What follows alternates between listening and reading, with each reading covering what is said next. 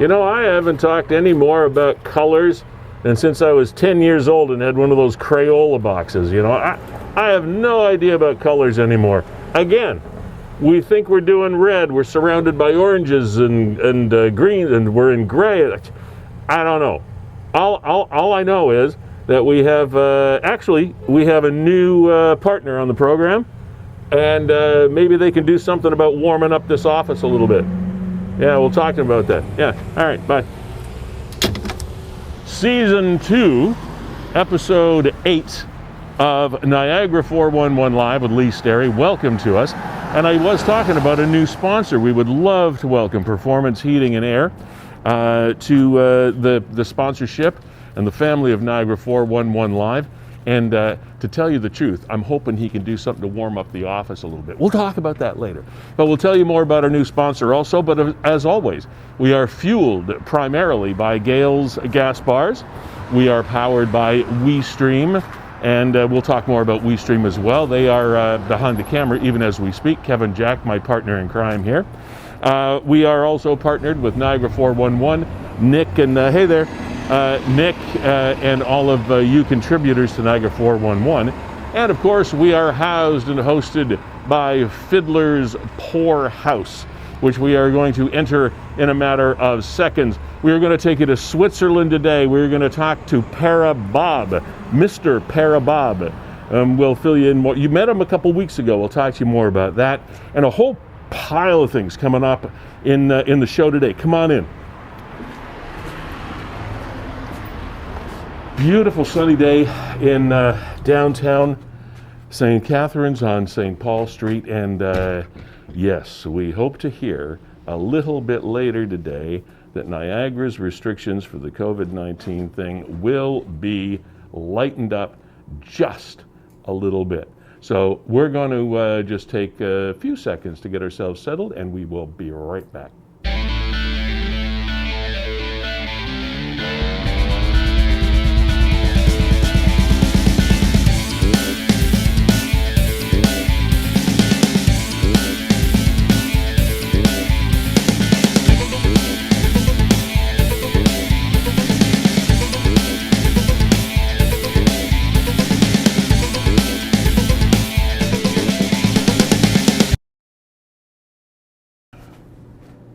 Welcome. This is a blessing to have a couple of days like we've had today and yesterday with the sunshine here in Niagara. Now today may be a little bit cooler than yesterday, but not much.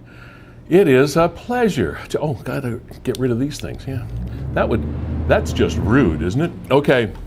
Either that or somebody that is not cool trying to be cool, and that's that doesn't work. It would never describe either of us. No, not at all. Hey, let's put sunglasses on, then people will think we're cool. All right, listen, I do want to start off the program by thanking Carlo Zucchini. And Carlo, if I messed up your name, I apologize, but I do think I came close to getting it right. Carlo is a brand new sponsor of the program. It is Performance Heating and Air. And he reached out to us and said, like what you guys are doing, and I would like to be a part of it. So we indeed have made Carlo a part of this program and his company, Performance Heating and Air. You see their logo right up there in the corner. And at some point in time over the next couple of weeks, as soon as he and we get settled, we will have Carlo on and have a bit of a chat and find out more about what he does. Now there's his Facebook page, and if you scroll down there, you can find his website and the little line up there about Performance Heating, locally owned, operated by Carlo and his staff. Over the years, Performance Heating and Air has been servicing the Niagara region and has built a reputation based on quality, workmanship, and integrity, and we strive to keep our pricing low. That's something that should get your attention. All parts and equipment made in Canada and the United States. Also some things that should get your attention. We do not offer truckload sales or a limited quantity. Our pricing is the same any time of the year. So you got somebody that's consistent with what they do, no extreme highs or extreme lows, and they have been citizens of yours and mine and ours and neighbors here in Niagara for a long time. So we would like to welcome with open arms Performance Heating and Air here to the Niagara 411 Live with Lee Sterry family, and we're just pleased as punch that you could come on board and spend some time with us, and we'll talk about more about you, and you can join us at any time as well. Now, I also mentioned the fact that we were going to go to Switzerland. There's a fellow that we referred to at the intro as Mr. Para-Bob, which is what he is known as on the circuit. His name for Niagarans is Lonnie Bissonnette. Now, we had Lonnie on the program. When was it, Kevin? 3 weeks ago? Yeah, something like that. He's a five-time world champion. Five-time world champion from St. Catharines. Bobsledder. Not celebrated enough by the Garden City. I'll put that right out there. No, not at all. Five-time world champion, and he's competing right now in Switzerland. He is probably the most famous and accomplished athlete currently competing that we have. I think so. I can't think of anybody else that is currently performing with as many accolades as Lonnie. Now, you will see here a line of bobsleds. These races took place this morning in Switzerland, 7 a.m.-ish their time, Kev? Yeah, absolutely. So 1:30 a.m. our time, and there you go. There's Lonnie right there. There's Lonnie. And you notice all these drivers, pilots, whatever you want to call them when it comes to bobsledding, are sitting there kind of getting they get the eyes closed. They could be praying. They could be just trying to slow their heart rate. They're trying to get themselves into the zone, because once they're released, they're gone. And we're going to be talking with Lonnie today, a little bit after 1 o'clock. Yeah, and this is his run from this morning. Yeah, this is the run from this morning, yeah. Yeah, so pretty cool. And if people haven't seen Para-Bob before, there is kind of a catapult system or a plunger system. Yeah, there's There you go. Gives everybody a fair start. Yeah. So there you go. You Lonnie Bissonnette. See, we are used to seeing bobsled people run, and then jump in. And that is part of the athleticism of that sport. But with para-bobsledding, of course, you can't do that, so they have that plunger system that pushes everybody out at the same force, which is kind of cool. I'm thinking maybe regular bobsledding should do that, but it's a whole different thing. I think it's really cool Look to at see him go. a guy from St. Catharines representing Canada in Switzerland. Yeah. The other side of the world. How And cool is that? he's already got world champion rings or whatever it is that they give you for being champion. He's got 5. Remember those trophies he showed us last Yeah, time? he had the trophies on his, and if you want to go back in our archives and watch the interview, you can find it. There you go. Incredible. Because we're on Niagara 411 on Facebook. We're on WeeStream. We are on Live Stream Niagara. And we'll talk more about where else you can find our shows on YouTube and podcasting as well. We're on multiple platforms here. Look at him go. Yeah, and you mentioned it there. 120, look, almost 129 kilometers an hour. One guy in a little plastic tub. Yeah, I think by the time they cross the finish line, they're clicking in at around 147 kilometers an hour. Now, what did they do? 2 runs today? Yeah, I did 2 runs today. Okay. And of course, that is the commentator that's on their network that is broadcasting these in Switzerland. Now, they have an interesting, he can tell us more about this, but they have an interesting season because of the whole COVID thing. They're not traveling all over the world as they might normally do, but there are 2 main areas that they compete, if I understand this rightly, Kevin, Switzerland and France. Is that correct? Yeah, that's what they're doing. They just did 3 races in Switzerland, and every race is 2 runs. Right. And now I guess they're going to France. I don't know whether Lonnie leaves tomorrow, the next day, or what have you, but they just completed their 3 races in Switzerland, and now on to France. And he's right there in the thick of things. I think he's in the top 3 as far as the World Cup standings go. Today, well, he'll tell us about it, but today I think he finished 3rd. Behind a gentleman from Sweden and a guy from Switzerland, kind of a hometown guy. Yeah, and maybe we can put that graphic up a little bit later when we chat with Lonnie Bissonnette, Mr. Para-Bob, as they call him. They really do. Yeah, they really do call him that, Mr. And here's Mr. Para-Bob. That is just so awesome. St. Catharines native, and he was an athlete. He was an extreme athlete. If you missed the interview with him, let's just do this quickly. He was always been an extreme athlete. He was an adrenaline chaser, and he was, you don't call it paragliding, what do you call it? He was a base jumper. Base jumper, yeah. So what a base jumper is somebody that parachutes, but they don't parachute out of planes. They jump off of high precipices, or precipici, however that is, and they jump. And they glide until it's time to do the whole parachute thing, and then down to earth they come. Well, he had a severe accident as a base jumper a number of years ago, and has not given up his love of extreme sports. So someone approached him at a gathering, a sports gathering, at one point in time. It was actually a lady approached him and said, "Have you ever thought about doing this?" He said, "No, not till now." Not a lot of bobsleigh opportunities in Niagara. No. I'll be perfectly honest. No. I mean, maybe you could go down that little slope at Whirlpool Golf Club, or maybe Lookout Golf Club, but that's it. Where are you, Welland? I know. They're building that floating pool. I know. There's a lot of extreme ideas out there, so why not? Yeah. Why not make ourselves the bobsleigh? Why do all the bobsleighers have to go to Calgary?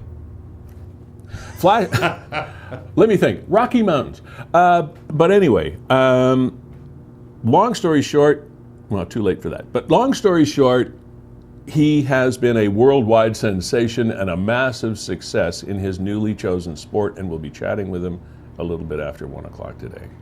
We're also going to be chatting with local comedian David Green, sort of a household word when it comes to comedy in Niagara.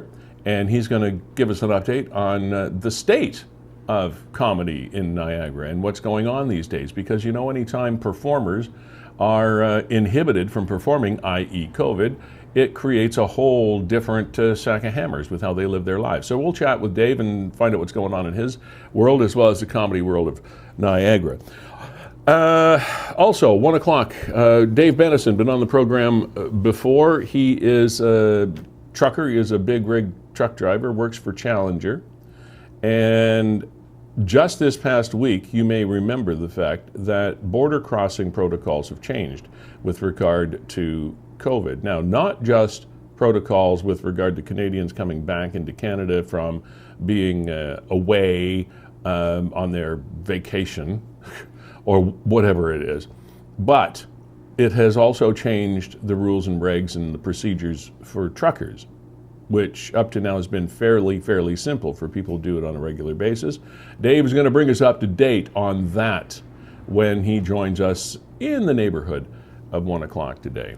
Also, one of the big stories in news over the last couple of weeks, almost 2 weeks, was the fact that Welland City Councillor and Welland business person by the name of Lucas Spinosa has resigned his position as city councillor with the city of Welland, with a couple of years left to go on his term of office.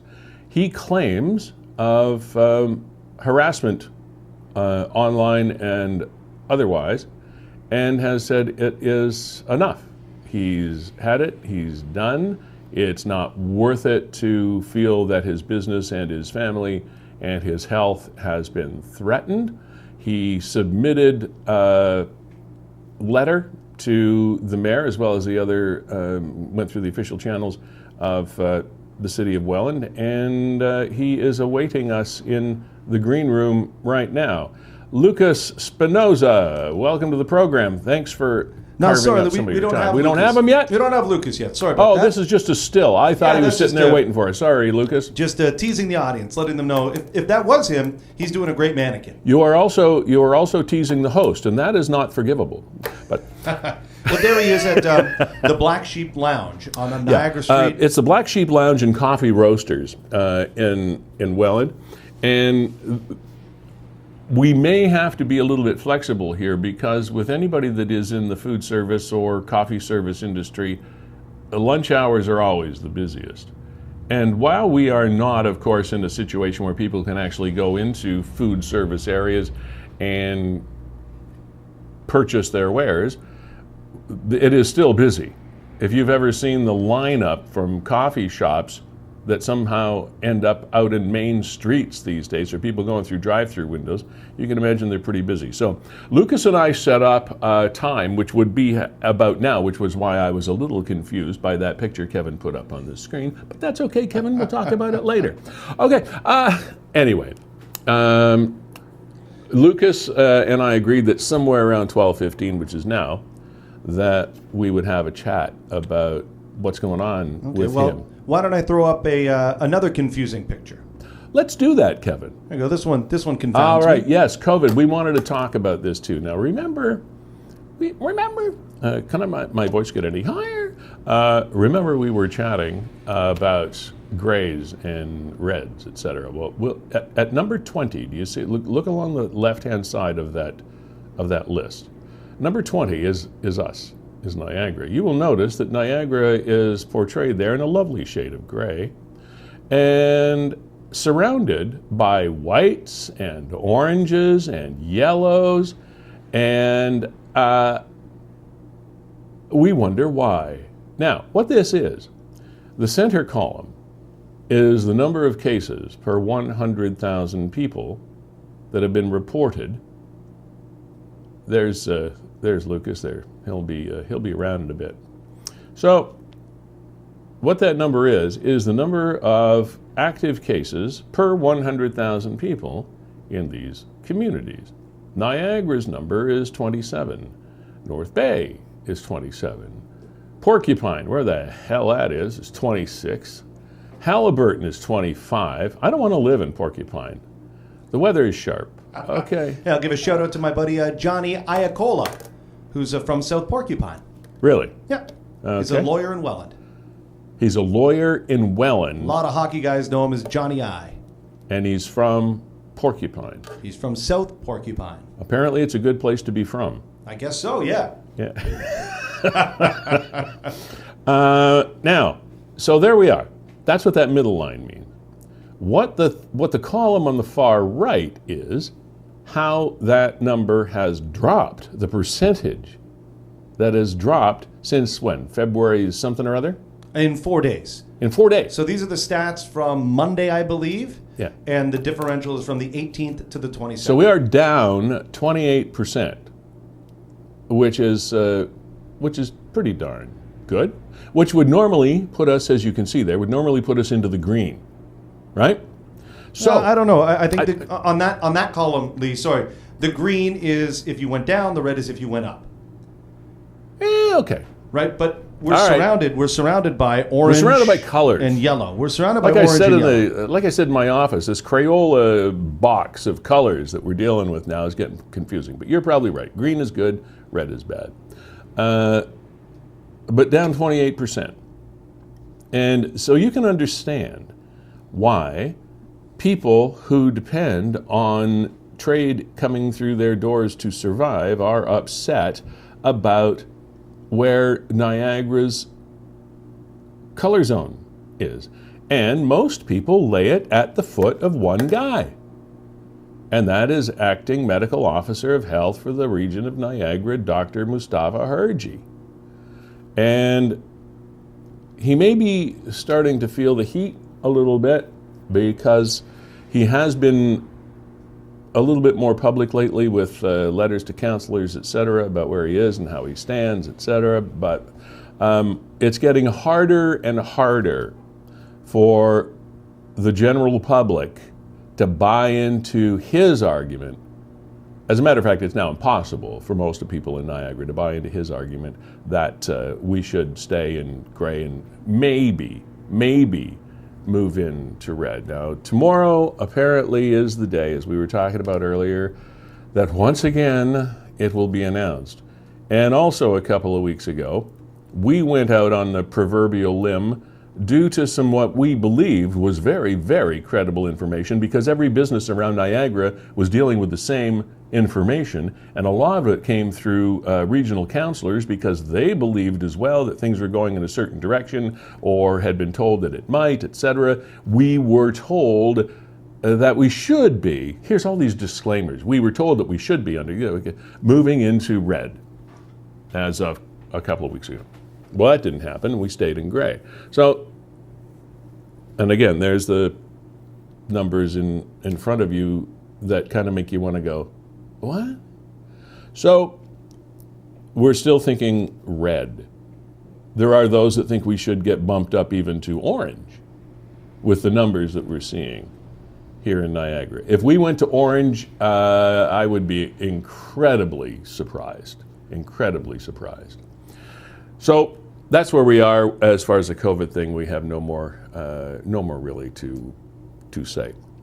With us in the waiting room, we have this time for real Lucas Spinosa, owner of Black Sheep Lounge and Coffee Roasters in Welland.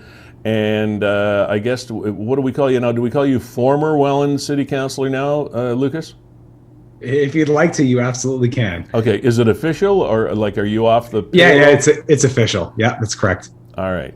So let me go back to when we first met. We first met on another network, as they say, when I was interviewing you as we were running up to the municipal election here in Niagara. And when I first chatted with you, two things were in my mind.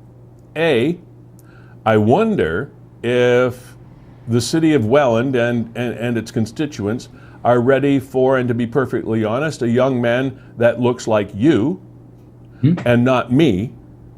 And after the interview, I was thinking, wow, I hope they are ready for this young man, because he's the real deal. Those were the two overriding impressions that I got from speaking with you. And you were, and have been a long time, very, very involved in the city of Welland in entrepreneurial efforts as well as volunteer efforts. And you really seemed like you were, and your constituents agreed, that you were the real deal as well. What the hell happened? Well, I appreciate the kind words first and foremost, and I appreciate you inviting me on here today.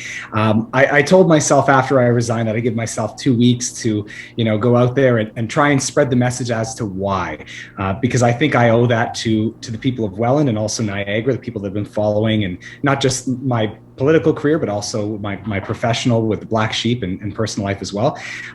But there was many things that led up to my resignation. But ultimately, it's not that Welland wasn't ready. They absolutely were, which is why they showed up to the polls and why they were so supportive of me in the first place. I think the issue, and this isn't unique to Welland, but I mean, it's not the action of a few fringe people. It's actually the lack of action by many others. There's so many good people in this community, but the issue is, they only care when something goes wrong or every 4 years. And we need people to be active and involved all the time. And so what ended up happening is, of course, I became the scapegoat, which I expected. So there was no surprises there. What I didn't expect was how vicious those attacks became to people that I care about, to my staff, to my family. And to me, that was beyond crossing the line. And I put up with that for a little while. The most disappointing part was the lack of leadership. I mean, the fact that, we're not seeing outrage from the city. I mean, the fact that our council still hasn't made a statement is disappointing. And I mean, a few people have reached out personally from our council as well as the mayor, but I mean, there's no official statement at city council. And I think we need people to stand up for what's right and what they believe in. And that's ultimately what led to my decision. Lucas, what is the issue that started this brush fire? I think it started from one specific place about 1.5 years ago or so. City Council had a presentation by a local volunteer about a proposed homeless shelter, and it wasn't a regulated or organized effort by any means. It was just a very active and involved community member who had a great idea and all the best intentions in the world. After getting some professional advice from homelessness experts, mental health experts, addiction experts, they had all concurred that this proposal would not actually be the right thing. So myself, along with 9 other councillors, including the mayor, voted against it, and three or four of them were for it. So it was a pretty strong majority against the proposal. It failed, and within the 3 months that followed, people looked at it as Welland hates the homeless. And when you've got that kind of a title and that kind of headline running around, and then you have someone like myself, again, young, and I'm a business owner, and I'm preaching these social values, people think they've been betrayed, right? They're like, of all people, how could Lucas do this? And obviously that was a misconception, and it was cleared up for the majority of people. But there was a small group of people that didn't get that message. And a few months after the vote, it turned into violence and vandalism and an attempted break and enter of my shop. There were police reports filed. Someone was arrested. And it was that was the beginning of kind of the downfall, I guess, in a way. And so we started having more and more personal attacks because people realized, well, if one person can get to Lucas by attacking his business, maybe multiple can. So boycotts and petitions and all sorts of things had spurred up from that. And it just kind of snowballed as more and more issues came to the council table, which was unfortunate. When you mentioned the fact that it is not necessarily the actions of some, but the inaction of others, you are speaking of your fellow or former fellow councillors and the mayor and staff and people in that category? Yes and no. I mean, staff is excellent at City Hall. I mean, we've got some of the best employees in the municipal sector, and they've been amazing. And same thing, our mayor has been good, and our council, they're as a whole. I'm saying it's a failure, not as individuals. I put my neck out there, as did many others. But I'm also talking about everyday people, everyday people who want change. They voted for it 2.5 years ago, and then they just kind of waited around. And I don't expect people to figure it out automatically. But I mean, I was very active for the 2.5 years I was on council, trying to get people involved, trying to get people engaged. But the problem is the less involved they are, it gives more room for the crazies to come about and start spreading misinformation or targeted attacks against councillors or other public officials. We saw what happened with Dr. Hergy. It's just crazy. There's a distrust of organizations and a distrust of politicians and distrust of experts. And I think it's a hostile environment that's not leading to anything good. Okay. When it comes to the core issue, and I don't want to go into the details of it because these reports end up, being inches thick, that you people as politicians have to wade through before you make your decisions. But that notwithstanding, what is it about? What is the pro and the con about this initiative to assist the homeless in Welland that created the angst? What is the core issue here? That's a good question. I still to this day don't fully grasp. I still don't fully grasp why people got so frustrated, and I can only assume that it's because they didn't fully understand what the proposal was in the first place. Well, what was the proposal in the first place? It was about a 10-minute presentation followed up by about an hour's worth of questions by one local volunteer who doesn't work for a homelessness organization, by the way. This was as a volunteer wanted to do something extra. They wanted to use the tennis club, the Welland Tennis Club, as a homeless shelter, emergency shelter. And after we had experts come in after the fact saying, you know what, it's actually dangerous. There's no way of connecting them to the system we already have in place, so we don't know if they have a history of violence or mental illness or health issues or whatever the case may be.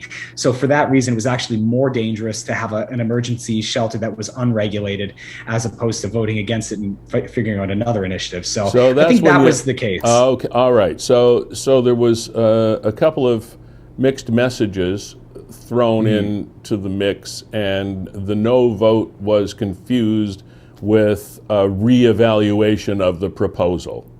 Absolutely. And I mean, you nailed it on the head. And I want to get across too that since I've resigned, I've had well over 300 or 400 messages, phone calls, emails, all positive. There's a lot of really amazing people in this community, and they really do care. And so my goal with this resignation is to wake everyone up and remind them that they have power, and you don't necessarily need to do that through the political system, but we need to get together. We need to put aside our differences and understand that together we really can make a difference. But what's happening now with, vilifying certain individuals, it's not accomplishing anything. There are those that would say the bullies won in this case. Yesterday, ironically, was Pink Shirt Day, which is the day that everybody was supposed to wear pink shirts in recognition of the anti-bullying movement that began with a couple of school-age children who went to school wearing pink shirts to support their buddy who was bullied and ridiculed, who had gone to school wearing a pink shirt, and it's grown from there over the years. Well, bullying just gets bigger and stronger and more ugly and more dangerous as people get older. And this is truly an example of bullying. And no example of that is correct. But let me ask you this. Politicians of all ilks are subject to this, and I'm not saying it's right. However, what would you say to your, not bully critics, but legitimate critique style critics that would say, you know what, Lucas, if you'd suffered the slings and arrows of outrageous fortune and hung in there for a couple of years and got through this, you might have actually been that harbinger for change. What do you say to that sort of position? I think it's a great question to ask. Again, I mean, at the end of the day, the amount of ridicule and violence my family had to deal with, my staff had to deal with. The last 2 months I was on council, I started doubting my judgment because I was afraid that if I made the wrong call, someone was going to show up at my girlfriend's work, or they would threaten my staff again. And so I honestly believe that if I stuck around, I would have done more harm than good. Okay. When it comes to criticism of politicians, I encourage it. And I mean, you should be holding politicians accountable. And that was never it was never a qualm that I had with my resignation. Again, I was stuck around for 2.5 years with getting mud slung at me, and I had no problem with that. Where I drew the line was when it was becoming personal towards family and staff. So now, how do people get a message across to counselors? So the best thing you can do is call, email, show up at City Hall, drop off a letter. There's 100 different ways. Most politicians have an easy way of getting a hold of them with social media these days too. Yeah. But the problem is no one comes to you and asks a question. They just propose a moral standing. They say, you're the enemy, I'm not going to tell you why. And that's part of the problem, right? So if someone were to, let's say with this homelessness issue, right? I voted a certain way. If people didn't understand it, or if they were upset with the decision, they could have very easily emailed myself, or, I mean, I'm the most accessible person, or at least was the most accessible person on council. You could just walk into my shop any day of the week and say, Lucas, what the hell is going on with this homelessness thing? In 30 seconds, I could have explained the situation. They would have walked out either content or with understanding. Doesn't mean they're always going to be happy with it, but they would either be happy or understand why I made the decision. And so that never happens. What happens is people see someone they trust, or someone on Facebook says something, makes a judgment, and people just run away with it. And that's the issue. There's no follow-up. I get that from even people that are friends of mine who said, how could you vote that way? I'm like, did you read the article? Did you read our report? No. I'm like, well, then here's why I did that. And then they're like, oh, okay, that makes sense.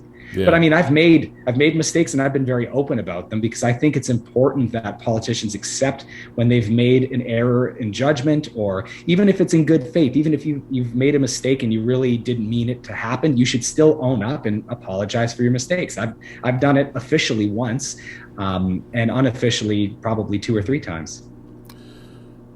Okay, now you have made statements in other media outlets about the fact that you would still continue to be involved in Welland initiatives, mostly on a volunteer basis, etc., as you did prior to you running for political office there. And I'm assuming that is still your thoughts on your future interactions with the city of Welland and its constituents. I would like to ask you a question just as a personal observation. There are those of us that have noticed, and you don't have to tell us why, it's a business and it's a family thing, but it just, since you're here, we'll ask. We've noticed that your properties your property in Welland is for sale. That's correct. What's the background with that initiative, if you don't mind me asking? Yeah, no, just absolutely horrible timing. But no, it really is because my dad, brother, and I, we have three businesses that are all side by side. We have an opportunity for us to grow our businesses. And so in order to finance that other project, we need to come up with some capital, hence the sale of our properties. But one of the conditions of sale is that we get to keep our businesses in the same spot for a number of time. And so I have no intention on leaving the spot for a number of years. And even if after that time is up, we have to remove ourselves from that specific location. I've already been in talks with a few other landlords in the area to make sure we have a location in Welland at all times. So it's really a strategic business opportunity in order to grow our businesses, especially my brother. His personal training business, Forge Fitness, is blowing up. He's been doing very well, and even during COVID, providing some online services. So it was just kind of bad timing when it came to, we decided to do it, and then I also made the decision to resign around the same time. Lucas, Mayor Campion has said that he was surprised by your resignation letter. Yeah. And the reason you did it by letter was because there wasn't going to be an actual in-person council meeting, correct? That's correct. Yeah. Right. I had every intention on doing it the previous Tuesday at the meeting. If the mayor expressed surprise about your resignation, had you spoken with him or other councillors before you decided to do this to get either their advice or to express your frustration or ask for more support or fill in the blanks? Had you had any backroom conversations to say, hey guys, I'm dying here. I'm suffering. It's hard on my family. It's hard on me, and I'm getting ready to pull the pin. Did you have any of those kinds of conversations? Well, yes and no. So, I mean, I haven't directly spoken to the mayor about my issues for at least a year since before COVID started. So I can understand why he may have been shocked by my resignation, but it should be a shock to no one on our council about the issues that I've been going through. There's very few people in this community that haven't heard of at least one or two of the big issues like breaking and entering or vandalism and that kind of stuff. So it's not a surprise. That part should not have been a surprise. But the reason why I kind of sprung it on everybody was because I didn't want people to try and guilt me or try to change my mind. I had already made up my mind. I had already made a commitment to my family that I was going to do this. And the second reason was also because I was trying to prove a point, right? Not just to council, but to the public. And I wanted to see how they would react. And as we've seen, it's been a week and a half, and there's been not a single formal statement from City Hall about my resignation. They've already spoken to potential people to fill my position, at least what I've seen in the media, but we haven't seen a statement from City Hall yet. And that's part of the problem, right? That's what I was talking about and why I want people to pay attention and to be involved, because that's one of the things that I felt myself with, maybe two or three other councillors. We need leadership. We need people to stay strong and work together. And I understand there's some councillors who are going to disagree with me 90% of the time. And that's a good thing, because I feel the same way about some of those councillors. I'll disagree with them 90% of the time. But time after time, disagreement is okay. I mean, that's what you're there for. Absolutely. And the point is, I mean, there's a councillor who was away for a number of months due to illness. And this councillor and I disagree on at least half of the issues. And when it came time to council deciding what to do with this person's position, I stood up and said, listen, regardless of our disagreements, this person was democratically elected and the people trust them in the same way that they trust us to be here. And it's not our job to choose who gets to sit here. It's the people's job. And that same notion was not given to myself, unfortunately. And part of the problem is, you talk about me in the community. I love Welland more than any other city in this region, and I was born and raised in the Falls. The thing is, there were 7 complaints to the Integrity Commissioner about me from other councillors about the work that I do in the community. One of those complaints turned into an official report. So when you go to Google or you go to the Integrity Commissioner website, you'll see that only 1 report's there, but there were 7 complaints, 6 of them were dismissed. The issue is I had to stop working in the community while on council, because if I worked with the Hope Center or Open Arms Mission or with hospice or with Foyer Richelieu, if I donate a fruit tray, I get a complaint from from a counselor saying this person, Counselor Spinosa is trying to use his position to you're trying to buy benefit votes? his business. Precisely. And so I actually had less ability to benefit this community while on council because I had to be careful of everything that I did. Okay. And so this is what I'm trying to get across, right? Yeah, I get it. Yeah. I can do much more good and plan to do much more good. The Black Sheep is its own living entity. It breathes the community. It's its own personality, and I'm just happy to be along for the ride. And it's done a lot of good, and I want to increase the good that it can do now. Lucas, I have one more question for you, and then we'll let you get back to your lunch hour, which is pretty busy. Now, you say your lunch, let me back up just a sec on that.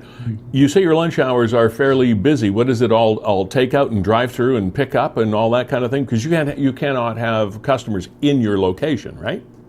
That's correct. They can't sit. We do allow people inside to pick up food orders. We do prefer curbside, and we also do offer delivery through Skip the Dishes for our food. Okay. And we also offer coffee bean delivery locally, and we can ship as well. So, but yeah, it's mostly for coffee beans and stuff. The food has seen a significant decrease since the gray zone. So yeah. All right. Now, if I were someone that was in your shoes, and I haven't been, and I know that's easy to say, if I were, anybody can say that.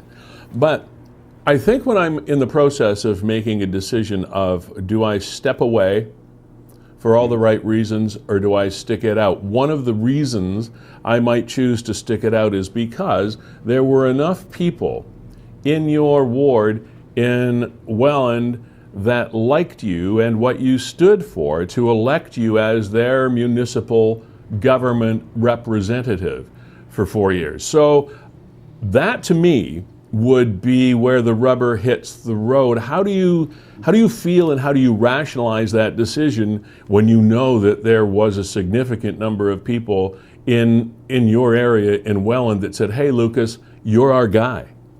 Yeah, that was the hardest part of the decision. And to be honest, I had a letter of resignation on my desk printed, ready to go a year ago. And for that reason, the same thing that you said, I was justifying staying by saying, you know what, I made a commitment. It's only 4 years. I got to do the work and put it in. But at the end of the day, I can step down from my position as a counselor, but I can't step down as a husband or as a brother or as a son or as the owner of a company that employs 8 people in this city. I have a responsibility to my family and loved ones first. And as much as it was a difficult decision, I don't think any decent human being would ever have a problem sacrificing an important role for their family. So, that's really what it comes down to. If my family asked me to step down, I probably wouldn't have done it. But because of the fact that they didn't, and they kept taking it and kept supporting me, it really showed the hypocritical nature of my position being on there. Being on there, I was actually punishing the people that I cared about more than I was benefiting them.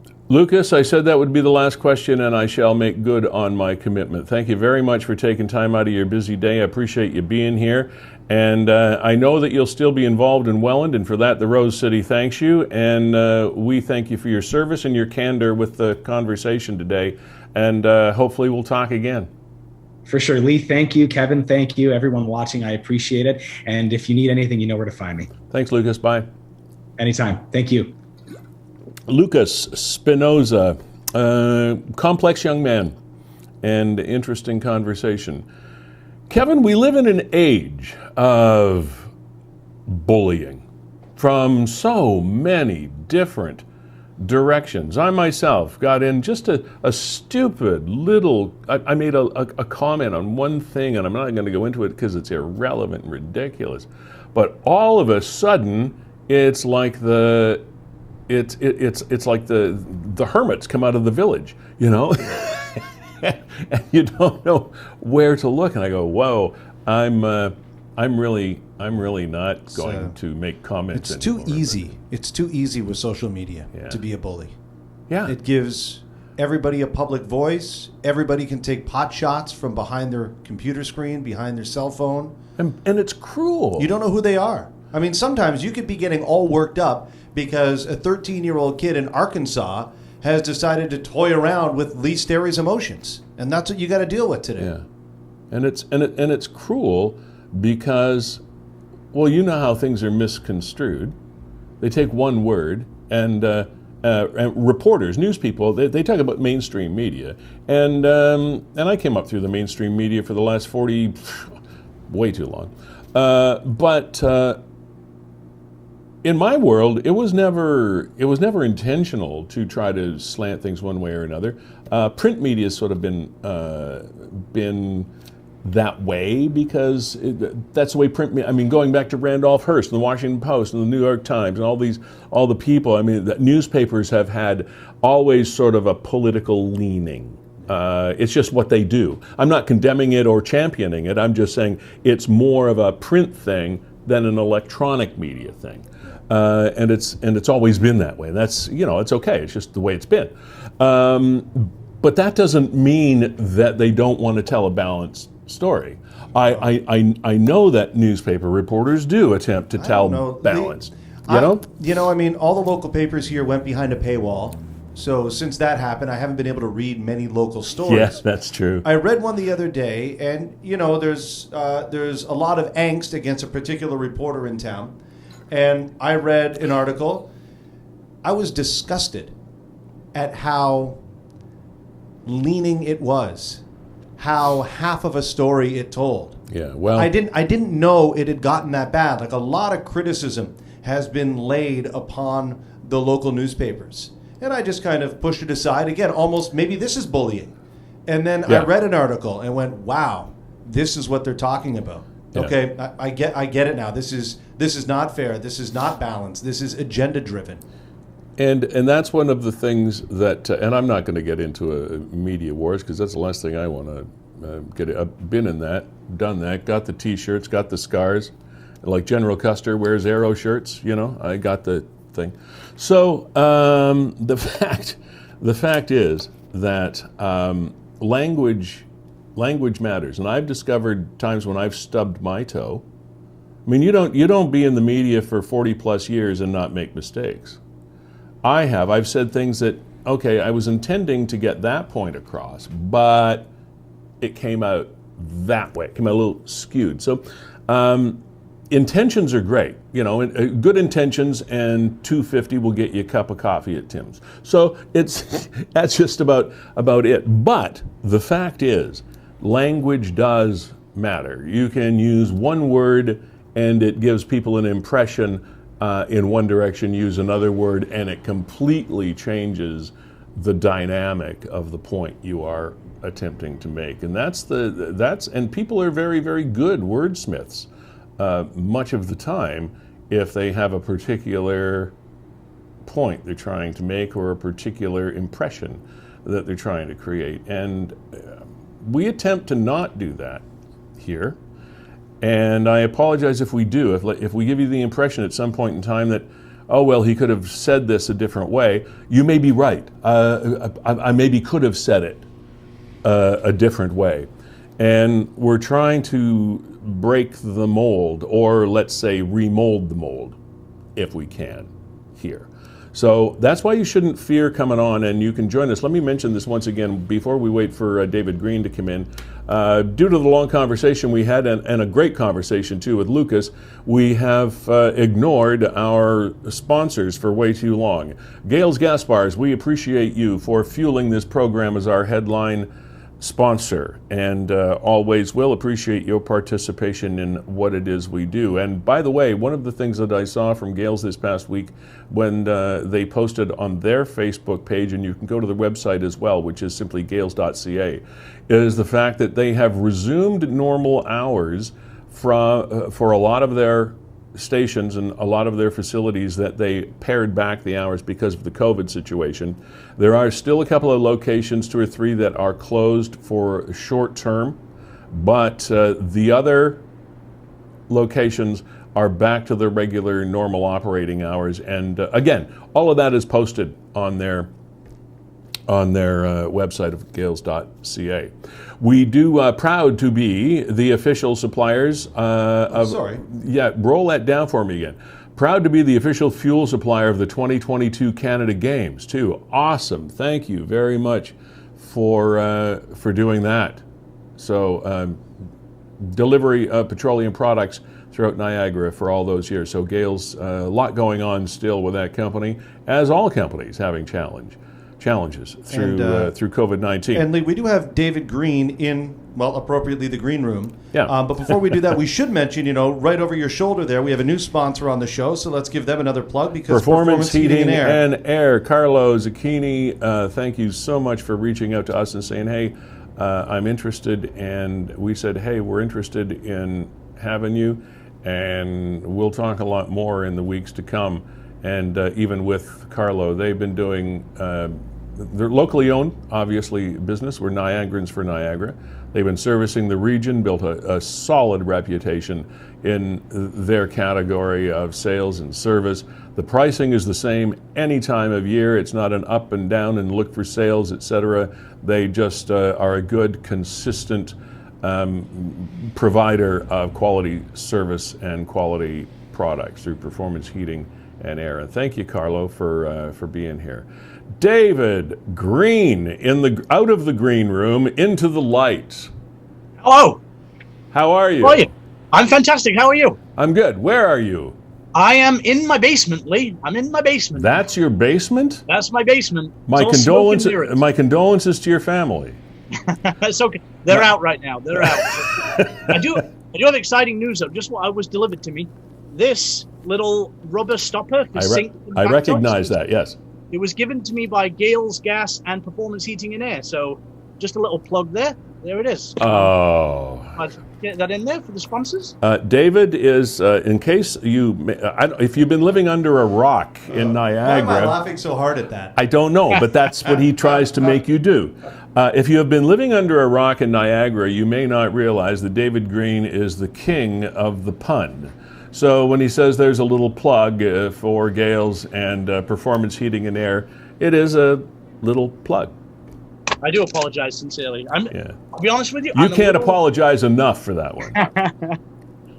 I'm in a bit of a weird, conflicted mood today, Lee, because one, I'm loving this hot weather we have and the sun beating down and feeling good. I feel like I wore too many clothes today. I'm sitting in this beautiful window at Fiddler's Poorhouse, and it's actually like June. Yeah, I got to say, I love the outfit though. The hat, I wasn't wearing a hat before I saw your hat, and I went and got mine because COVID has got my hair. Pretty sure I could have my hair higher than Lucas Spinosa's. I hear you. But if I got the gel in there. Yeah. As much as I'm loving the hot weather and the sun, David. Yes. You're just wearing the wrong logo, my friend. Okay, but I got to support my new head coach today. It's a big day. It's a new beginning. All right. But it's sad beginnings too, because as much as we do have the sun, I just spent 3 days in my backyard building a monumental bobsled track because I want to go to Switzerland. I want to be a bobsled. So I have this amazing track that goes so fast, and it's melting. It's melting, Lee, and I'm very upset about it. I saw that on your Facebook post, and was that for your dog? No, my daughter. Your daughter. And me. Your daughter. Okay, somebody else built one for the... Oh, by the way, yes, congratulations. I haven't talked to you since the blessed event. Congratulations on the extension of your family. Thank you, sir. And what's her name again? Her name is Charlotte. Charlotte, yeah. She's 6 months old. Do you say hush hush, sweet Charlotte, from time to time? Yeah. Oh, she has all kinds of nicknames. All right, good. All kinds of nicknames. So listen, what's going on? What are you doing here, David? I only have so much time. Yeah, I want to talk about tomorrow night's show. We've been doing contagious comedy Zoom shows to try and bring laughs to the people who are stuck at home, not able to get... Oh, there she goes. Sorry, David, we're just showing your... Sorry, David, I was just showing your backyard. Okay, oh, perfect. Excellent. Yeah, you can't see it, but the audience can. That little luge bobsleigh track you made. Yeah, it's fast. It's fast. Nice job, Dad. Thanks, bud. Good work. Okay, the show. Go on, tell us about the show. We froze. See, the minute you show snow, things freeze. We'll get them back. And okay, so you show snow, things freeze. Freezing things in white does not go with green, so he's off. But we'll get him back. Are you back now? I'm here. Yeah, sorry. All right, I'll shut up now. You tell me about the show. Okay, it's funny how we were talking about things freezing and then I froze, so it was serendipitous. I knew it. Yeah. Yeah. So we've been doing Zoom comedy shows. We call them contagious comedy. So it's laughter's contagious. And we bring in, we like to showcase local comedians, as we're doing tomorrow night. But we also have people broadcasting, zooming in from Omaha, Nebraska. And yeah, it's just a fun time. Usually we average about 50 people in our Zoom room. Everybody's got their cameras on, their mics on, so the laughter's bouncing around all the boxes in Zoom. It's a good way to get together with people, share some laughs, and release some of them in their endorphins. Okay, and how do we find you again with the show? How do we find you? Yeah, just go to GardenCityComedyFestival.com or go on the Facebook page or Instagram page, Garden City Comedy Festival. All right. So it's just $5, tax and fees included, and yeah, you get 5 comedians, so it's $1 a comedian for 90 minutes of laughs. You can't go wrong. $1 a comic, cheap at twice the price. David, obviously this has been a real struggle and an investigation of business plans, if you will, over the last little while for everybody, but especially performers, because you're usually in a situation where you are in a group of people that are actually in front of your face, especially with comics, and you either live or die by the actual energy in the room. How has that changed what you do? Because I've done live performances before, and man, if there's nothing coming back to you, you're dying even if you're not dying, you know? Yeah. Honestly, when it first started doing the online shows, because I've done all kinds of virtual events now, some of them where you can see the audience, some where you can hear the audience, some where it's just literally talking to a screen and you can't see or hear or read anything. But you adapt, and the more you do them, the more you learn how to play to those types of audience, and you sometimes get more comfortable with it. You interact with the chat there. But again, it's been a good opportunity as well. It's been a struggle. So I remember you hosted a show actually that WeeStreem was the live stream Niagara was the platform for back in the live stream Niagara days, Kevin, and. It was really cool because you would, you meaning David, would show up in one scene in front of a brick wall, then in another scene in a chair, and another scene, and introduce the comics. And that was one of the really interesting things I thought that you had done, and also one of the interesting things that WeeStream had done in sort of the early days of this program. Kevin, that was kind of a cool night. Yeah, it was. It absolutely was a cool night, and of course, David's the best host. If you're looking for somebody to host your live event, if those ever happen again, or your virtual event, David's your guy. And here, I'll just throw some of that. So there we were there in our. Well, I thought I might be your guy, Kevin, but David could be number 2. But okay, if he's the guy, he's the guy. If you need me to build you an outdoor sled track too, you can hire me for that as well. I'm taking all gigs. I'll take anything I can get. Yeah, there's a show we're talking about right there, David, in the middle window. Yeah, that was a fun time. It was cool to collaborate with so many different Niagara artists. Yeah. I had politician Lori Lococo stop by, and just Gravely James, I know, was amazing. Jessica Wilson, it was awesome. And I believe it was one of the first events and virtual events once it first started to go out and opened a lot of doors. You see a lot of people taking that mold and adapting it and it's more commonplace now too. But at the time, it was just okay, we can't meet in person, so we'll do something like this. But now, even when we are allowed to come back, it's opened up a whole new industry of online and virtual events, which I've had a lot of fun doing. Last week, I hosted an event for the Niagara Association of Realtors. A few weeks there's ago, a fun bunch. Niagara Health. So yeah, it was fun to dip your fingers in all different pies. David, I have to ask you one question, and then we're going to kick you out of the room. What is the? Now you might think it the best. We might think it the worst. So it depends on your perspective of how you refer to puns. You are the pun master of Niagara. What is the, I'll say, worst pun you have ever gotten away with? The worst? You describe it as the worst. Or the best. You call it the best. I might call it the worst. Pick one. Okay, we're talking about serendipity. This when you said that, I glanced to the side and it says the word levy, which is the joke I was going to do. So it wasn't planned, but I'll tell you, this is my favorite joke to tell. I just watched Schitt's Creek, is what I was doing before I came down here. I'm watching for the 3rd time. I love Eugene Levy so much. Me too. For years, I always have. Like, I watched the movie American Pie not too long ago, and he steals the show as Jim's dad. Yeah. And I'm a bit of a geek, as you can probably tell, so I Wikipedia the movie afterwards, and I read all about it. And I didn't realize that Chevy Chase was supposed to play Eugene Levy's brother in the movie, because they're good friends from like the sketch days in the 70s, as you know. But this is back in the late 90s when they were doing the filming of the movie, and this is back when Chevy Chase had his drinking problem.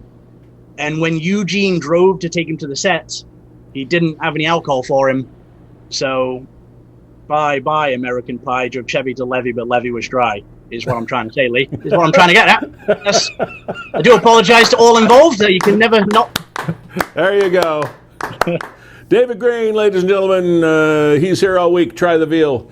Okay, great. David, have fun with the show. Always appreciate your support of Niagara and bringing great humor and entertainment to our community. You have a great day. Give your family a hug for me, and we'll talk to you soon.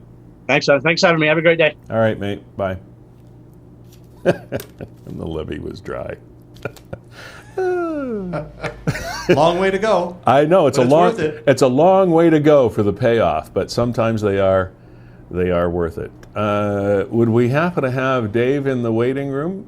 Yeah, just give me a Kevin? couple of minutes to make that happen. That's all right. So we showed you at the beginning of the program Mr. Para-bob, which is what the bobsledding community refer to Lonnie Bissonnette as. Lonnie Bissonnette is a Niagaran, lives in St. Catharines, an extreme sportsman, got injured in a base jumping accident many years ago, has resurfaced as one of the most successful para-bobsledders on the planet, many world championships to his name, is currently competing in Switzerland. He ran 2 races this morning, and we showed you bits and pieces of those at the beginning of the program. And won't tell you where he came in, but he did pretty darn well, and he's going to be joining us from Switzerland in 10 minutes or so. The fellow that we have coming up has been on the program before under a number of different disguises and or functions. But we're going to have him with us today on his main day job, which is a big rig truck driver. His name is Dave Bennison. He travels back and forth across the border between here and the United States every single day, well, almost every day that he's working, that is, because he has a regular route. He works for Challenger truck lines that are based out of Kitchener-Waterloo area. And he's always a friend of the program, always a friend of myself. We are, in the interest of full disclosure, we're good friends, done a lot of things together over the past little while. But he's sort of a renaissance man, does a lot of different things. But we are talking to him today about his day job, and that is as a big rig truck driver that crosses the U.S.-Canada border every single day. And as you've been hearing over the last little while, the rules and regulations of crossing the border have changed now, not only for people coming in that are getting off of planes and coming home having to do their tests and their isolations and quarantines and all of these things. There has been just recently yet another spate of regulation alterations and changes with regard to these truckers that cross the border every day. And Dave Bennison joins us now. He has almost as cool a hat as mine, not quite, almost. But David, you're finished your run now, correct? Is he with us now? He's just connecting. He's dropped in and out a couple of times. Just connecting. So, He's waiting. Yeah, Okay. So we'll give him a second here. He just finished. I know he told me when I talked to him off the grid this morning that he would be joining us after the end of his regular shift at this time from his truck because he just wouldn't having an issue on his end. Lee, it gives us just a second here. There are a couple of things on Niagara 411, including some stuff from today that I know you wanted to touch on. Yeah. Here's a stolen Jeep from, I think, Niagara Falls area. Yes. And again, this is this morning. Oh my gosh, so much stuff to get to, and sometimes an hour and a half just isn't enough. Stolen 2000 black Jeep Wrangler from the Falls, Lundy's Lane. There's a Salt Life sticker in the back window, Ontario plate, there it is, BXBF 354. Call the police with any info. Amazing the number of things that get stolen.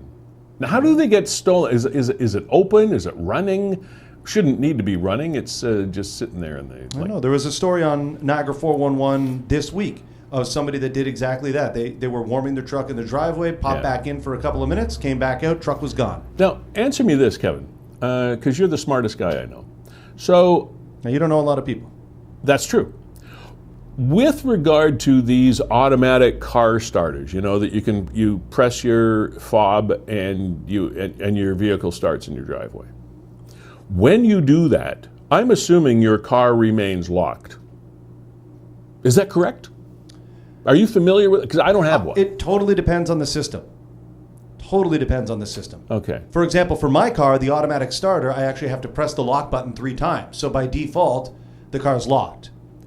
Right. If you have a separate system and a separate fob altogether that just has a start button, if your doors are unlocked, then... And this guy... Yeah, but it doesn't unlock your doors. No, but if your doors were already unlocked. Oh, if they're all... Yeah, well, if you're that dumb... Yeah. You're going to have your car. And I don't know about stolen. this guy. Like, I don't have a car starter in one of my cars. So in the morning, I'll go out and I'll start it. Yeah. And then I'll come back in. So it's sitting there. Yeah, the doors are open and the car's started. So yeah. See, it's people like you that get their cars stolen. No, you're absolutely right. No, you are absolutely That's not right. what you're supposed to do. It's people like you that get their babies stolen too. They go to a Max Milk or something, and it's cold, and they park the vehicle, and they leave their kid in the car and go in to buy a lottery ticket, and they come out and What are you painting me as? and everybody's gone. I'm gonna have facts at the house the way you're talking. All right, here, let's get to Bennison here on the program. I love you, Kevin. Try this again. All right, David.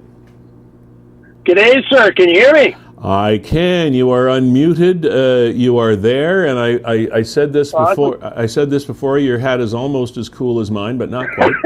Well, I got to wear a hat. You're wearing a hat. Yeah. So. I know. All right. So Anyway, sir. Thanks for joining us. I know you're calling us from your Challenger rig there, and That's right. when we chatted earlier, you mentioned that things have changed for truckers doing the cross-border routes on a regular basis. So tell us exactly how things have changed, what it was like, what it's like now, how it's changed the world of truckers. Yeah. So, well, as of February 22nd, so before this, of course, all the rules changed for everybody. So anybody Canadian coming back into Canada, there was a little bit of confusion with the trucking aspect, and it kind of got sprung on us on Monday, what was happening. So basically, this kind of works for everybody crossing the border. There's a thing called ArriveCan, and it's actually an app you go and download. It's set up by the Canadian Border Services, and every Canadian coming back into Canada has to go on ArriveCan and set up sort of like a pre-authorization to come back into Canada. Now, the confusion was Well, I think we lost him there. Okay. considered there we go. He's essential services. And yeah, what so you were with the saying, sorry, essential- we lost you for just a second. Yep. You were saying that the trucking industry had previously been designated an essential service, correct? Right. Okay. So there was a little bit of confusion whether we had to do this. So as of Monday, they basically made it mandatory that truck drivers, and this is including any Canadian coming back into Canada, has to go through this ArriveCan system. Now, it's pretty simple to do. I've been doing it for the last week, actually, and I've had no issues with it. It's something like every Canadian has to do to come back in. So me as a truck driver, what's really changed is I have to do this 4 times a day. Oh. When I start my truck in the morning, I have to fill out forms. It's in my computer. So we have an onboard computer. When I start my truck in the morning, I have to fill out forms, basically saying that I'm not sick. It's all, on the honor system, Right. But you have to do it in your truck. When I get to a customer to pick up, I have to do it when I arrive at the customer, usually filling out a form, and then say I'm delivering a load back to the U.S., same thing. When you arrive at the customer there, you got to fill out forms, or it's done by computer. Now I also have to do one to come back to Canada. So I'm doing the same thing 4 times a day. So that's an added thing. But this, as of February 22nd, is mandatory. Now, one of the things that the Customs Service has done is they've sort of put in a grace period. Mm-hmm. So it's probably going to be a couple of weeks. They will warn you, you could be fined, but they do want you following this system. But it is going to become mandatory probably within a couple of weeks that you're going to have to do this to come back across the border. Dave, why do you think that they have done this with the trucking industry? Because you guys have been doing this, guys and ladies have been doing this for quite a number of months now, a year or whatever it is. Yeah. And it's my impression that it's been working pretty well. Do you see this as an improvement or just more bureaucracy and paperwork? Well, honestly, it is a lot of bureaucracy. One of the things I wish they would do is, if we're considered essential services, maybe what they should, and I would have no opposition to this, is that we should actually maybe be getting the vaccine and then having a vaccine card, and you're good for so long. And I have no problem with that. I think that's the way to go. But with the problems that Canada has been having getting the vaccines, this is sort of like, I guess, an intern, solution. The only thing is it really doesn't... I'm going to interrupt you because that's one of the best ideas that I have heard in a long time. If you're talking border crossings and you people that are going back and forth on a regular basis, there should be at every border crossing on the U.S. side and on the Canada side, there should be a kiosk or a room or something where truckers that are coming in that could be vaccinated and do the card, and then you've got sort of a free thing back and forth. Do it every 5 weeks or whatever it is. Yeah, or whatever, a couple of months, whatever it's got to be done. Whatever it makes sense. Yeah.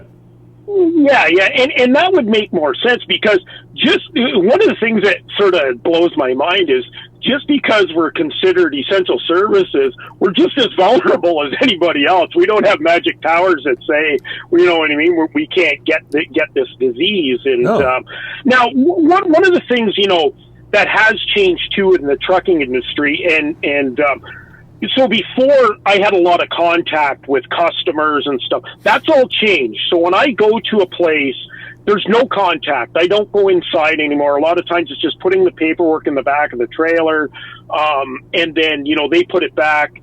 It's green light, you're gone. You don't, there's no contact there. And you don't do unloading or loading or any of that stuff. No, none of that stuff. And I cross the border every single day, and the only real contact I have is with the border guard, handing them whatever paperwork or cards or whatever that I need to cross. So in that way, having a card, I think that would be the solution down the road, is we'll vaccinate us all, and there's going to be there's going to be drivers that are going to be opposed to that. One of the interesting things is a couple of places that I go to in the U.S. They've actually, when I go there to pick up, they say, well, you want to get a vaccination? We're doing a vaccination clinic right now. Why don't you go get it done?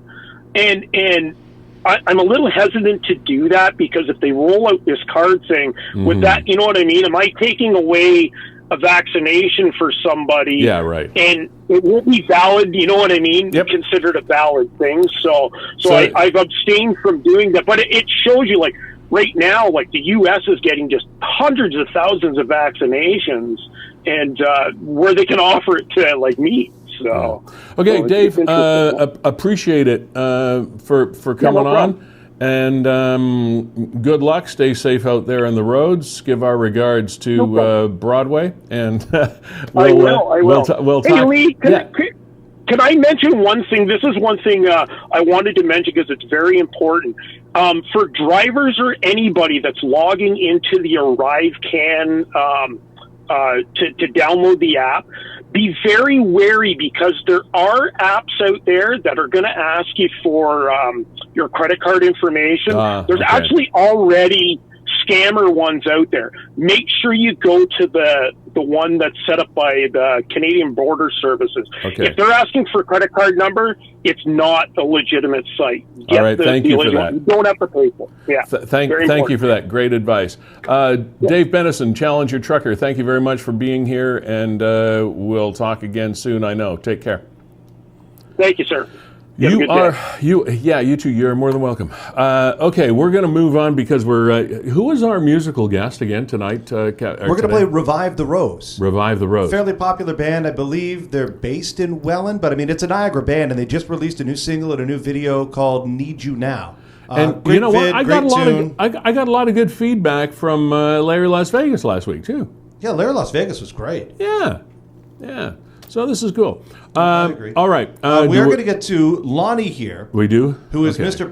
Para-bob. But while we're setting him up, he's joining us live from Switzerland. Yeah. But I wanted to share some footage from this morning. Yeah, let's do that. We'll get to his races, but I wanted to show just Lonnie repping Canada. Here's a guy from St. Catharines wearing, the red and white of Canada, making it to the podium in Switzerland. Big international sports recognition for our country and our city and our region.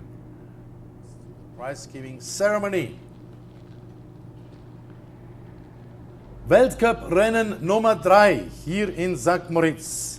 Erstmals herzlichen Dank den Sponsoren Schweizer Paraplegikervereinigung, Club 92 Engadina, den Gemeinden Silvaplana, Celerina und St. Moritz. Oh, doesn't everybody understand? Sponsoren, ohne diese Sponsoren I thought everybody knew Swiss. Möglich gewesen, diese Rennen hier So durchzuführen. Lonnie's right there in that collection of athletes. Wir kommen zur Siegerehrung, Here we go. Prize-giving ceremony. Im dritten Rang, third place. Third place. One time fifth time and one time second time. Einmal fünftbeste Laufzeit, einmal zweitbeste Laufzeit. Aus Kanada, Mr. Para-bob. Lonnie Bissonnette. Mr. Para-bob. Lonnie Bissonnette, third place. Way to Gary is. Way to go. Right there this morning in Switzerland, taking third place. And at the, did you notice the announcer Richardson said that with such pride? Mr. Para-bob. Like, they like this guy. Herzlichen Dank auch der Jury. Yeah, absolutely. Like he's Mr. Para-bob. So let's welcome Mr. Para-bob onto the program. So I'm sure that's what you're about to say, Lee. There he is. Mr. Para-bob, how the heck are you? Not too bad. How are you? I'm well. Thank you. What was it? 3 weeks ago or so, we chatted with you, and you said your next stop was going to be Switzerland, and there you are. Congratulations on your races today.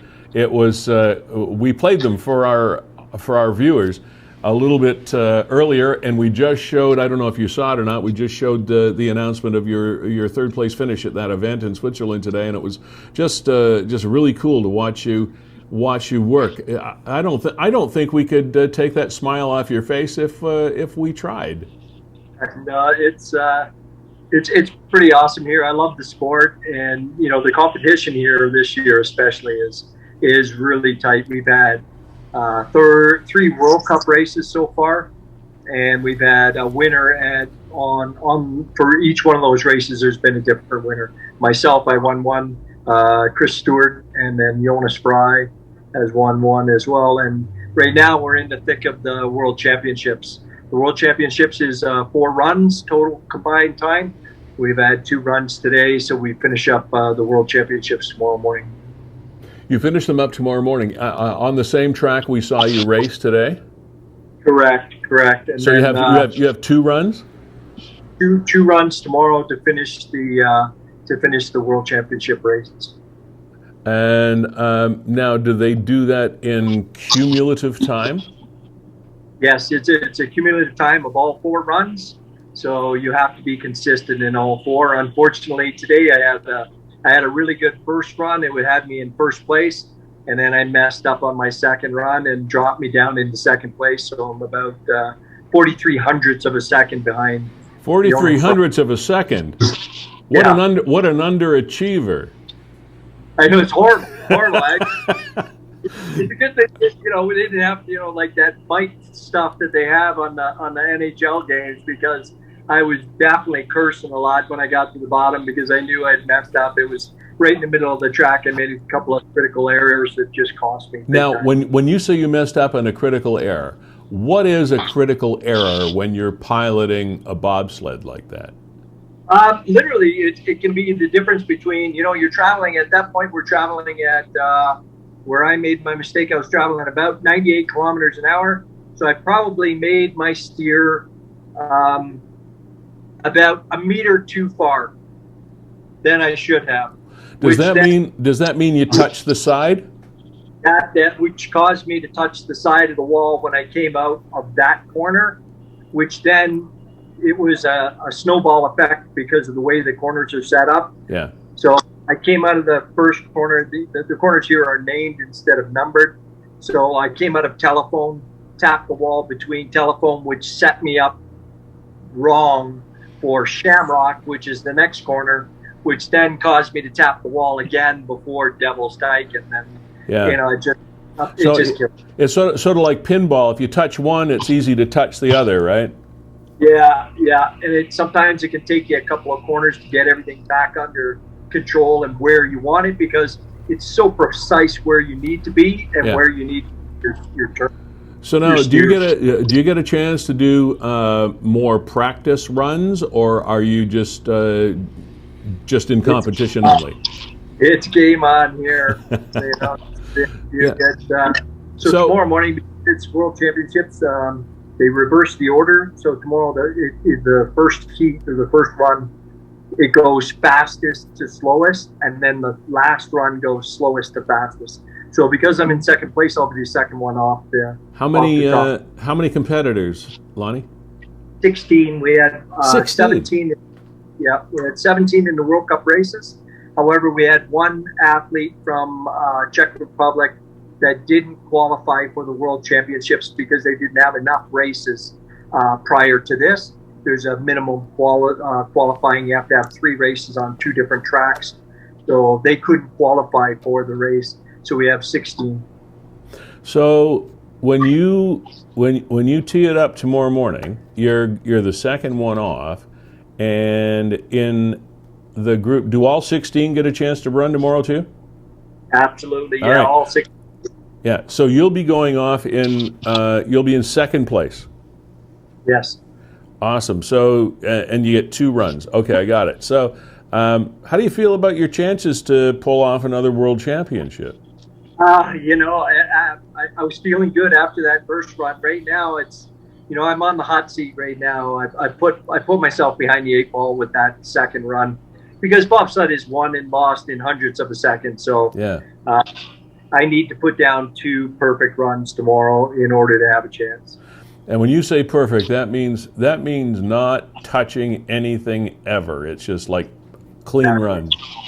Not only not touching everything, but also steering the minimum amount as you can, because you can overdrive and turn yourself around the track so that you won't touch the walls, but that's actually slow. You need to let the sled fly, and it needs to be split-second timing to make that one little steer. And the less you steer, the faster you go. But it's also the less you steer, the more on the edge you are of making mistakes. Kevin, you want in? Yeah, just want to ask you a question, Lonnie, because as you're talking with Lee, I know you can't see this, but we're actually playing your runs. And remarkably, on your second run, you talk about a terrible mistake. This is how fine it is in bobsleigh. Yeah. I watched the entire thing with a microscope. I couldn't see it.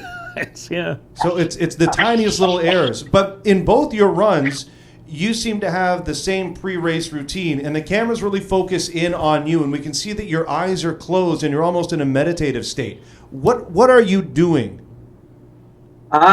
So my general routine before going down the track is I'll close my mind, try to wipe everything out of close my eyes, wipe everything out of my mind, take several deep breaths so I have lots of fresh oxygen, and then slowing my heart rate down, because as you get to the edge and when you're getting ready to go, the nerves start to happen and your heart starts to beat and starts to race. So I want to slow everything down, because in a bobsled, everything is really soft and gentle turns for the most part, especially on this track in St. Moritz. So I try to just clear everything else out of my mind and slow my heart rate and get ready to do the run. Great question. Another thing, Lonnie, about process and procedure and technical stuff. The vehicles, the sleds are about the same. The launch, because of the way you guys do it with the push off, the launch is the same. Does it make a difference on your physical conditioning, i.e. weight? You have to watch your weight and what you wear and boots and all those things. Does that make a difference for time? It does. We have a maximum weight limit of 100 kilos. So myself or anything that I'm wearing, I cannot exceed 100 kilos. So if What's I'm that under in pounds? 220 pounds. Okay. Okay. So then if I'm under that weight limit, I can actually add weight into the sled as long as I don't exceed that 100 kilos as the 220 pounds. All so right. at the end of every run during the races, there's a scale at the bottom. They pull us over, they put us on the scale, and they check us. And if you're overweight by 100 grams, you're disqualified. Wow. Yeah. All right. That is so cool. Now, so you're off second tomorrow. What time, Swiss time, are you off?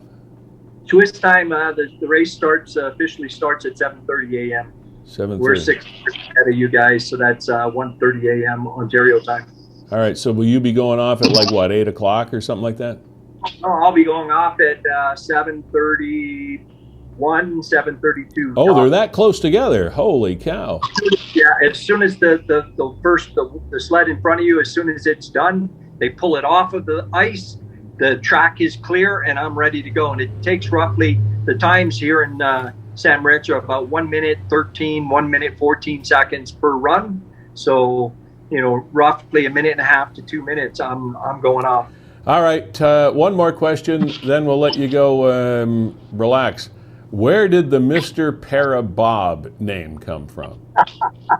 I had no idea because you see me, like I've got my eyes closed. I'm in the zone, and apparently all week that the track announcer's been calling me that Mr. Para-bob, and I didn't even realize it until the award ceremony when he called it out. I was like, where did that come from? There all the guys are laughing, saying, he's been calling you that all week. Haven't you heard him? I'm like, no, I don't. I mean, I'm zoned out. I don't hear what he's saying. I'm in the moment. So I don't know where he came up with that, but it kills me. It's Anything, kind of funny. any message or anything you want to say to Niagara before we kick you out of the room? I've been getting so much support from back home, and I just want to thank everybody. Thanks so much for being there and cheering me on, and hopefully I can make you guys proud. You already have. Lonnie Bissonnette, Mr. Para-bob, Godspeed, and I mean that, tomorrow. Good luck, my friend, and thank you for taking time out of your schedule to join us.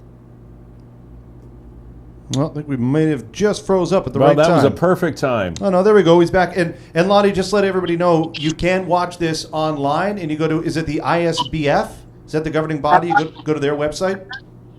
You know what, Kevin, I'm not sure if there is a website. I'll send it to you, and then maybe you can post it up. Yeah, I'll put it in the comments.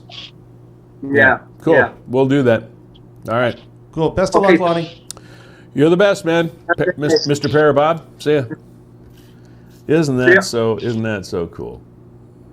that so cool? That's nice. All right. So we do want to thank our guests on the program today, Lucas Spinosa, Black Sheep Lounge and Coffee Roasters in Welland, and now officially former Welland City Councilor.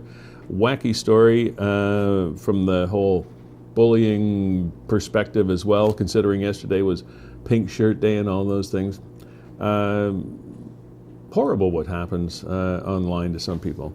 Also, David Green, the Comedy Festival guy here from Niagara. Always a pleasure, David, to have you on the program. Dave Bennison and telling us about the new things that are going on across the border with truckers, etc. And keep in mind, if you are a trucker, a big rig driver that drives across the border from time to time, if somebody is asking you for your credit card numbers and things like that, it's a scam. All right, don't go there.